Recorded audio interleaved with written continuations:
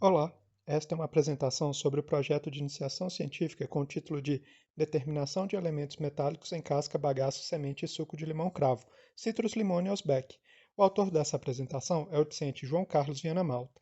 A orientadora do projeto é a professora Emanuele do Nascimento da Silva. A coorientadora é a Louise Mendes. As frutas cítricas se caracterizam pelo seu teor de acidez. Entre as frutas cítricas, temos a classificação de limões verdadeiros e as limas ácidas. Entre as limas ácidas, temos o limão caipira, limão rosa ou limão cravo. Esse fruto possui casca alaranjada com nervuras, sabor e aroma característicos, e seu uso se dá majoritariamente como sucos, sendo muito utilizado também como temperos. Os frutos são divididos em partes, denominados endocarpo, que são as sementes, o pericarpo, que é a polpa, o exocarpo, que é a casca. Os citros são uma importante fonte de minerais na alimentação humana. O aproveitamento integral de frutas tem sido amplamente divulgado e estudado para o consumo humano. No caso de frutas cítricas, as cascas têm sido aproveitadas para doces, a fruta inteira para a produção de geleias e as sementes para a extração de óleos. Levando em consideração que não foram encontrados métodos para a determinação dos elementos nas diferentes partes da fruta e que o limão-cravo é bastante importante na alimentação, os objetivos desse trabalho foram determinar o percentual de umidade de elementos metálicos em limão-cravo, bem como comparar diferentes métodos de preparo das amostras. Para a determinação da umidade foram utilizados dois métodos.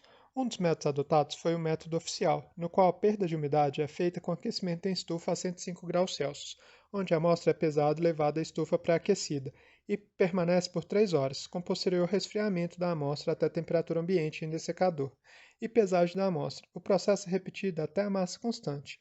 O segundo método adotado foi determinar a umidade utilizando um analisador tipo balança de umidade por infravermelho, onde a amostra é colocada sobre uma bandeja, que fica sobre uma balança e em sua parte superior possui um aquecedor por infravermelho, e o analisador é programado para avisar quando não há mais perda significativa da umidade, e pela diferença da massa inicial e final, retorna com o valor da umidade. Para a determinação dos elementos metálicos, foram comparados três métodos de preparo das amostras. A determinação dos elementos foi feita por espectrometria de absorção atômica em chama. Um dos métodos utilizados foi o de preparo das amostras por via seca, no forno tipo mufla, onde a amostra é submetida a alta temperatura até a obtenção de cinzas brancas e posterior diluição com ácido clorídrico diluído. Os outros dois métodos utilizados consistiram em preparo das amostras por via úmida.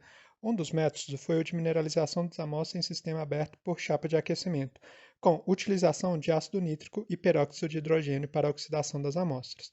Finalmente, o outro método de digestão por via úmida foi o de mineralização das amostras em sistema fechado assistido por radiação de microondas, também com a utilização de ácido nítrico e peróxido de hidrogênio para a oxidação das amostras.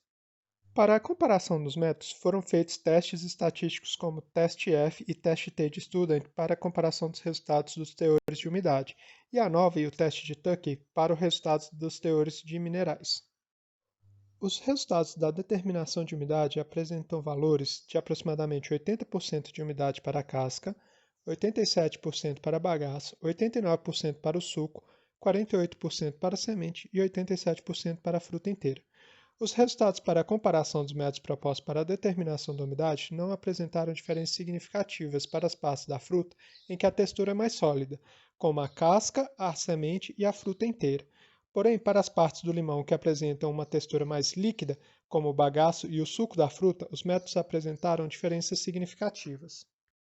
Os resultados para a determinação dos elementos metálicos são apresentados em percentual da parte fresca da fruta. Nesta tabela são mostrados os resultados para o método em via seca.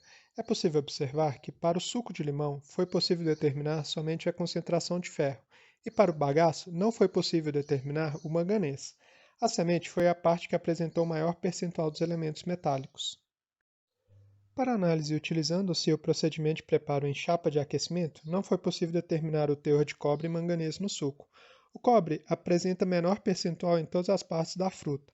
A injeção de cobre na alimentação humana é importante para a produção de glóbulos vermelhos, colágeno, além de ser um ativador do sistema imunológico. Já o manganês é um mineral essencial, envolvido na formação óssea e no metabolismo de aminoácidos, gorduras, hidratos de carbono e colesterol.